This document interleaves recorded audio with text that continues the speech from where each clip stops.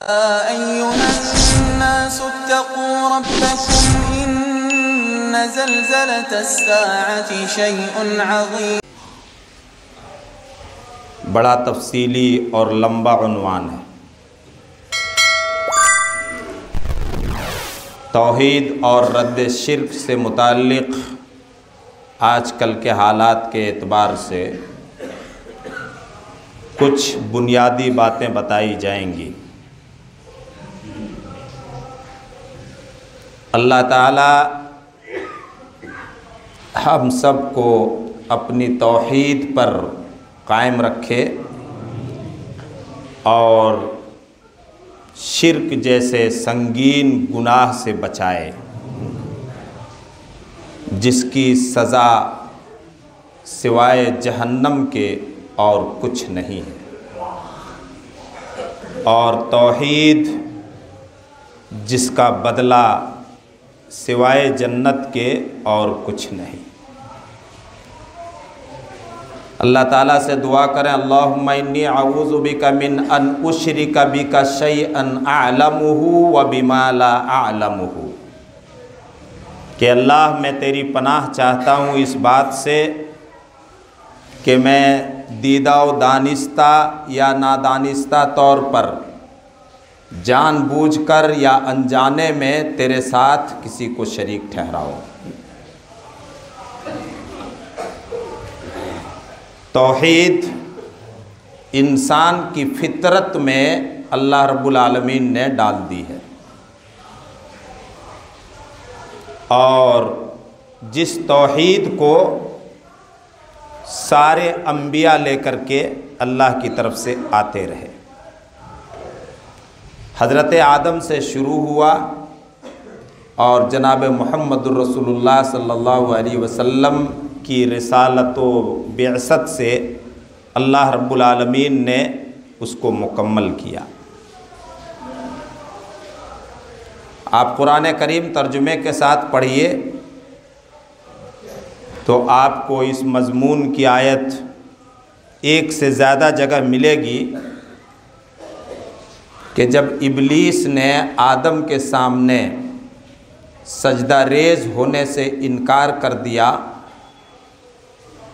تو اللہ تعالیٰ نے سب کو زمین پر اتار دیا، قُلْ اهْبِطُوا مِنْهَا جَمِيعًا، تم سب زمین پر اتر جاؤ، جنت سے نکلو اور زمین پر جاؤ۔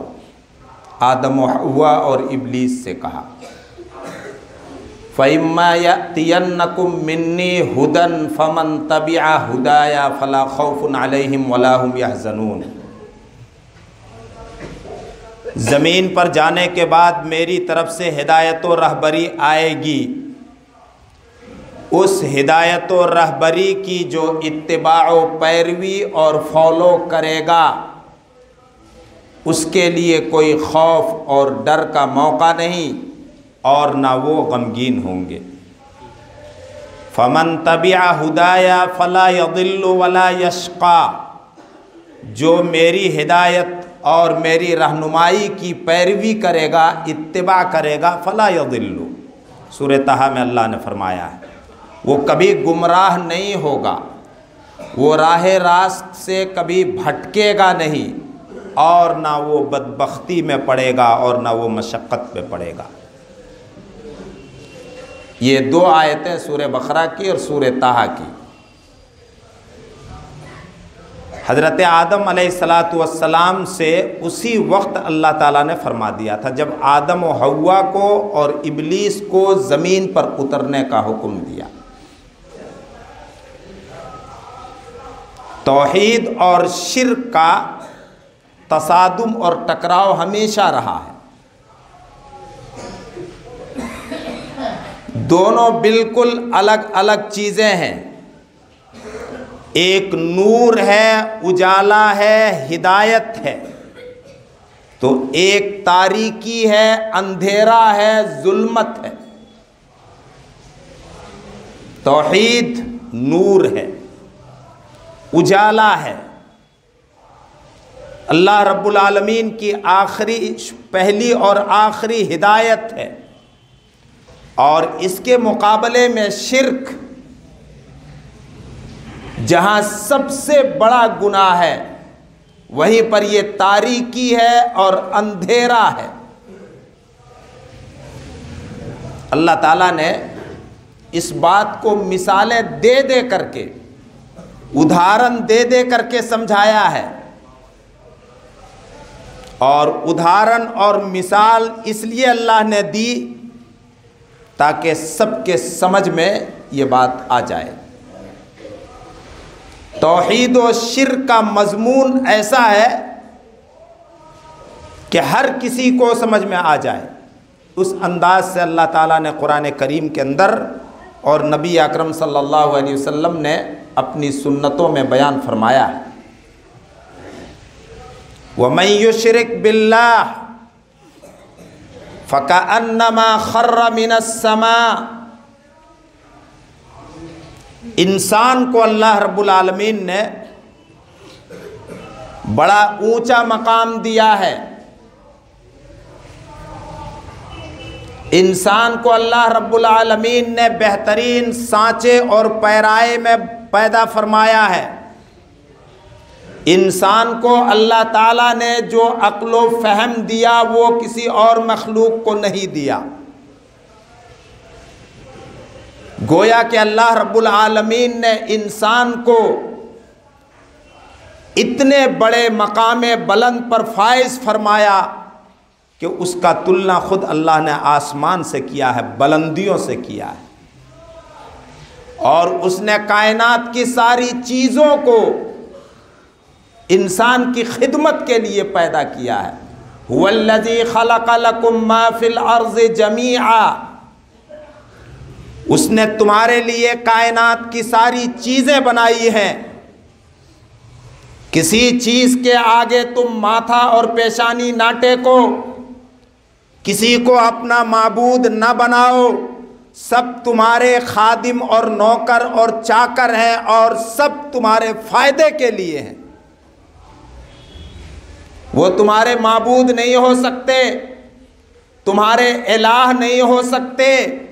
کسی چیز کو اللہ نے اس قابل نہیں بنایا ہے کہ اس کے سامنے یہ محترم انسان جس کو اللہ نے مقام بلند عطا کیا ہے، اس کے سامنے اپنے جبین نیاز اور پیشانی کو ٹیکے اور اپنی ناک کو رگڑے اور اس سے لو لگائے اور اس سے اپنی مرادیں مانگے۔ بڑا اونچا مقام دیا ہے۔ وَمَن يُشْرِكْ بِاللَّهِ، لیکن انسان نے اللہ کی مخلوق میں اللہ کی دی ہوئی قدرت و طاقت کو دیکھا، چیزوں کی تاثیر دیکھی، چمکتے سورج کو دیکھا تو سورج کو دیوتا بنا لیا، چمکتے چاند کو دیکھا تو چاند کو پوجنا شروع کر دیا، ستاروں میں چمک اور روشنی دیکھی تو اس کو خدا بنا لیا، مٹی اور پتھر کے گارے اور اپنے ہاتھ سے بنائی ہوئی چیزوں اور تراشوں کو خدا بنا لیا، اور اس مقام بلند سے گر گیا جس مقام پر اللہ رب العالمین نے اس کو فائز کیا تھا اور رکھا تھا۔ وَمَن يُشْرِكْ بِاللَّهِ فَكَأَنَّمَا خَرَّ مِنَ السَّمَاءِ، گویا کہ وہ آسمان سے نیچے کی اور گر پڑا۔ بلندیوں میں رکھا تھا اللہ نے، لیکن شرک کرتے ہی وہ نیچے گر پڑتا ہے، پستی میں چلا جاتا ہے۔ اس کو صاف و ستھرا بنایا تھا اللہ نے، لیکن شرک کرتے ہی وہ پلیدی، نجاست اور گندگی میں جا پڑتا ہے۔ یہ آسمان سے گرنے کا کیا مطلب؟ سورہ حج کی آیت ہے کہ انسان، ہم نے تم کو بہت بہترین سانچے میں پیدا کیا، کائنات کی ساری چیزیں تمہارے لیے اور تم رب العالمین کے لیے ہو۔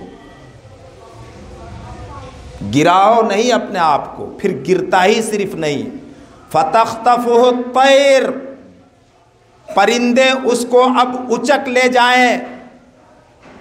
پرندوں کے اچکنے کا مطلب جیسے ہی بندہ شرک میں مبتلا ہوتا ہے شیطان اس کو جھپٹ لیتا ہے اور طرح طرح کی گمراہیوں میں مبتلا کر دیتا ہے.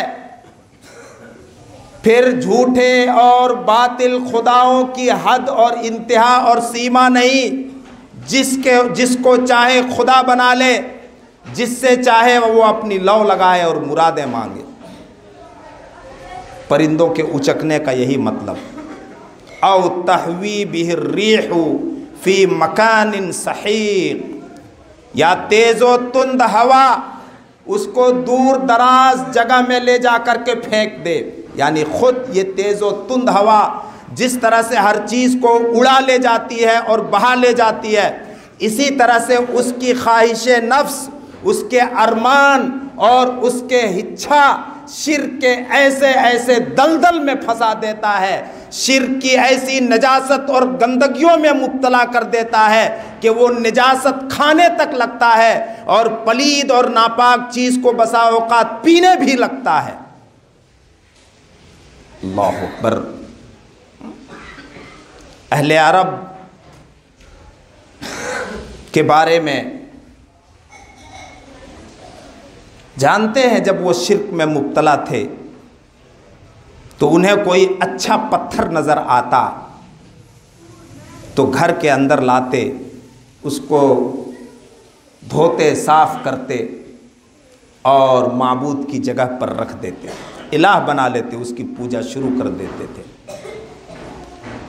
پھر اگر اس سے اچھا پتھر کوئی نظر آیا تو جو اب تک اس کا خدا بنا تھا اس کو باہر پھینکا اور اب دوسرے اچھے پتھر کی پوجا شروع کر دی. یہ ہے تحوی بہ الریح فی مکان سحیق، کہ جس طرح سے تیز ہوا، آندھی والی ہوا ہر چیز کو اڑا لے جاتی ہے، اسی طرح سے انسان کی خواہش نفس اس کو شرک کے ایسے دلدل میں پھنسا دیتا ہے کہ وہ جس چیز کو چاہتا ہے خدا بنا لیتا ہے. گرا اپنے اس مقام سے جس مقام کا تلنا اللہ رب العالمین نے آسمان سے کیا ہے، بلندیوں پہ رکھا تھا اللہ رب العالمین نے.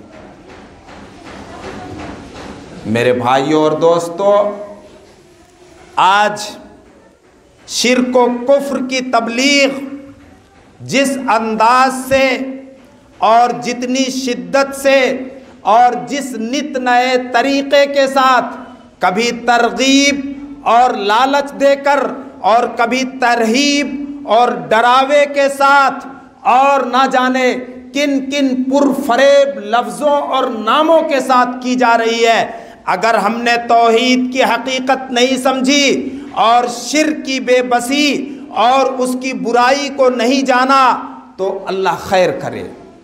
ہم نہیں کہہ سکتے کہ ہم اور ہماری آنے والی نسلیں اللہ کی اس توحید پر قائم رہ سکیں گے جس توحید کو دے کر اللہ رب العالمین نے سارے نبیوں کو بھیجا تھا. عجیب عجیب انداز سے اللہ رب العالمین نے اس کی تردید کیا ہے. آپ پڑھیے حضرت ابراہیم کی سیرت، ان کی زندگی قرآن کریم کے اندر.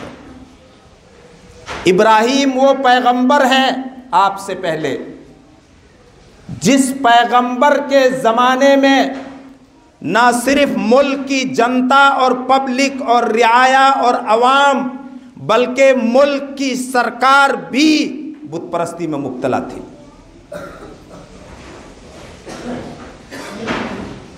اور بت پرستی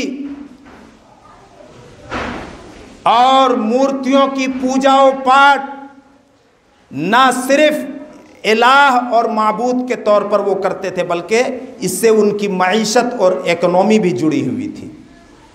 دونوں باتیں تھیں، عبادت بھی تجارت بھی. اور جب یہ دونوں چیزیں جڑ جاتی ہیں تو پھر اس کو چھوڑنا بہت مشکل ہوتا ہے. ابراہیم کا باپ خود بتوں کو بناتا، پوجتا، بیچا کرتا تھا. حضرت ابراہیم نے اپنی قوم کے سامنے سوال کیا، هل يسمعونكم اذ تدعون، اپنے ہاتھوں سے بنائے ہوئے ان خداؤں کو جب تم پکارتے ہو ان سے لو لگاتے ہو تو کیا یہ تمہاری پکار سنتے ہیں؟ سب سنیں جہاں تک آواز جا رہی ہے، سب اللہ کے بندے ہیں، یہ تمہاری پکار اور مناجات کو سنتے ہیں جب تم ان کو پکارتے ہو۔ او یضرونکم او ینفعون، یا یہ کچھ تمہارا بنا بگاڑ سکتے ہیں، بناتے بگاڑتے ہیں تمہارا؟ کیا جواب ہو سکتا؟ جواب دیا جائے آج کل کے زمانے میں کوئی بھی؟ یہ سوال سورہ شعراء میں ہے۔ اس وقت بھی اس زمانے کے لحاظ سے پڑھے لکھے لوگ تھے، اور آج تو تعلیم کی بڑی گہما گہمی ہے، لیکن جب شرک کی پلیدی میں انسان مبتلا ہو جاتا ہے تو پھر اپنی ناک کہاں نہیں رگڑتا ہے اور اپنی پیشانی کہاں نہیں ٹیک دیتا ہے اور کیا نہیں کھاتا اور پیتا ہے۔ سمجھیے گا باتوں کو۔ ابراہیم نے سوال کیا، اس وقت بھی اس زمانے کے لحاظ سے پڑھے لکھے لوگ تھے، کیا جواب دیا؟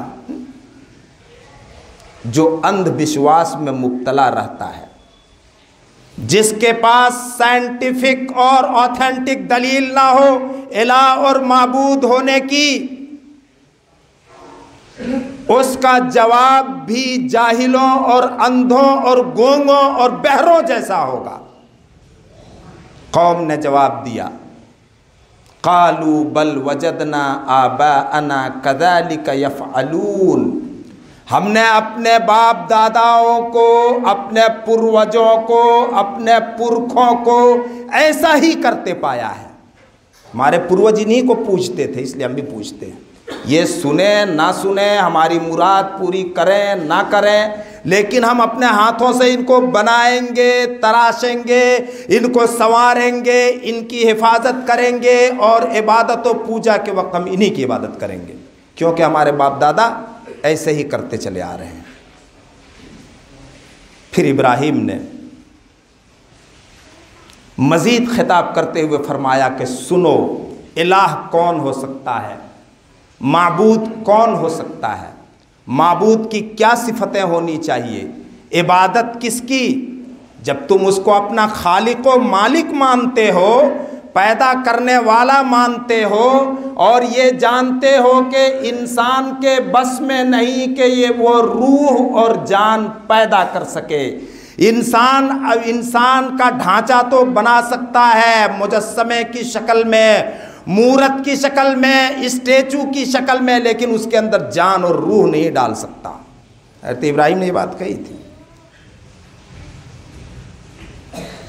تم انسان کا مجسمہ بنا لو، اسٹیچو بنا لو، مورت بنا لو، لیکن تم جان اس میں نہیں ڈال سکتے، کیونکہ تم بھی مانتے ہو کہ جان ڈالنے والا، پیدا کرنے والا اور جسم سے نکالنے والا وہ مالک ہے جو سب کا مالک اور خالق ہے، جو عرش پر بیٹھا ہوا ہے۔ حضرت ابراہیم نے معبود کی پہچان بتائی سورہ شعراء میں، الذی خلقنی فہو یہدین، اسی نے تم کو اور ہم کو پیدا کیا ہے اور وہی راستہ دکھا رہا ہے۔ الذی یطعمنی ویسقین، اور وہی کھلاتا اور پلاتا ہے سب کو۔ آسمان سے بارش وہ اتارتا ہے، سب مانتے ہیں، کال پڑ جاتا ہے برسات کے دنوں میں، وقت پر بارش نہیں ہوتی ہے تو سب آسمان کی طرف نظریں اٹھا کر کس کو دیکھتے ہیں، کس سے امید وابستہ کرتے ہیں؟ ہے انسان کے بس میں، ہے دنیا کی حکومتوں کے بس میں، ہے اگر سائنس اور ٹیکنالوجی کے بس میں تو بارش کیوں نہیں برسا لیتے؟ وہ کھلاتا ہے۔ کیسے کھلاتا ہے؟ نوالے بنا بنا کے منہ میں نہیں ڈالتا ہے، وہ آسمان سے وہ پانی برساتا ہے، آسمان سے وہ پانی برساتا ہے۔ انسان اور دوسری جاندار مخلوق جتنی چیزوں کو اپنی کام میں لیتے ہیں، سب میں پانی کی ضرورت پڑتی ہے، سب میں پانی کی ضرورت پڑتی ہے، سب مانتے ہیں پانی برسانے والا آسمان سے وہ ہے، تو وہ ہمیں کھلاتا ہے اور وہ زمین کو حکم دیتا ہے جو اس کے ماتحت ہے، جو انسانوں کے لیے پیدا کی گئی ہے۔ یہ زمین اور زمین کی مٹی اور زمین کی ساری چیزیں انسانوں کے لیے، سارے انسانوں کے لیے، سب اللہ کے بندے ہیں۔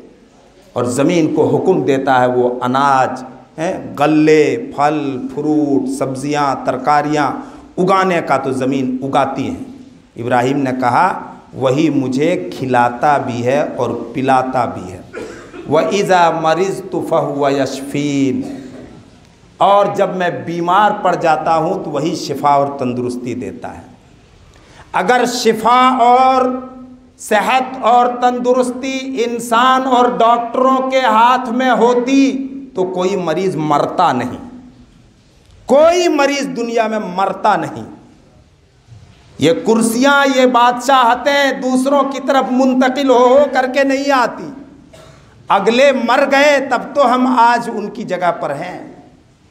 کوئی نہیں مرتا، مرنا تو دور کی بات، کوئی جوان بوڑھا نہیں ہونا چاہتا، کوئی طاقتور کمزور نہیں ہونا چاہتا، کوئی صحت مند بیمار نہیں ہونا چاہتا۔ اس لیے ابراہیم نے کہا جب میں بیمار پڑ جاتا ہوں تو وہی مجھے شفا دیتا ہے۔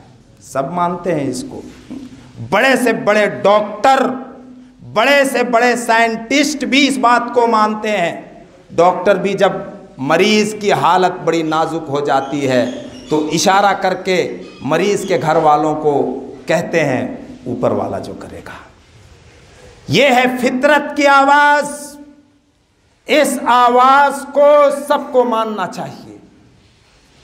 میرے بھائی اور دوستو، یہ مضمون اتنا وسیع ہے، ظاہر سی بات ہے قرآن کریم میں 114 سورتوں میں سے کوئی سورت ایسی نہیں ہے جس میں توحید اور توحید کا مضمون نہ بیان کیا گیا ہو، جس میں شرک اور شرک کا رد نہیں کیا گیا ہو۔ تو تھوڑی دیر میں تو بات پوری نہیں ہو سکتی۔ آج جو باتیں کہی گئی ان کو یاد رکھیے۔ شرک و کفر کی تبلیغ بڑے شد و مت سے ہو رہی ہے، اپنی نسلوں کا دھیان رکھو۔ حالات کروٹ بدل رہے ہیں، بدلتے حالات کے ساتھ زندہ قومیں اپنا جائزہ لیتی ہیں اور اپنے مستقبل کا فکر کرتی ہیں۔ ہمیں کھانے پینے سونے جاگنے سے زیادہ اپنے ایمان اور اپنی توحید اور اپنے بال بچوں کے ایمان اور توحید کی فکر کرنے کی ضرورت اور وقت آ چکا ہے۔ اللہ تعالیٰ سب کو ہدایت نصیب فرمائے۔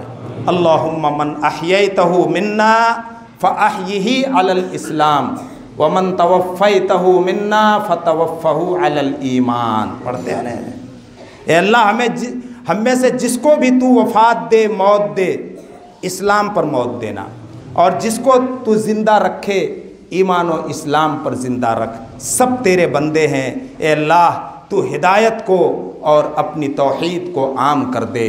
یقیناً تو ہر چیز پر قادر ہے یا رب العالمین۔ ہم سب کو تو صحت و عافیت عطا فرما، ہم میں جو بیمار ہیں ان کو شفا عطا فرما، جو پریشان حال ہیں ان کو ان کی پریشانیوں سے نجات دے۔ بارک اللہ لنا ولکم فی القرآن الحکیم ونفعنا وإياكم بالآيات والذكر الحكيم إنه تعالى جواد كريم ملك بالرؤوف الرحيم۔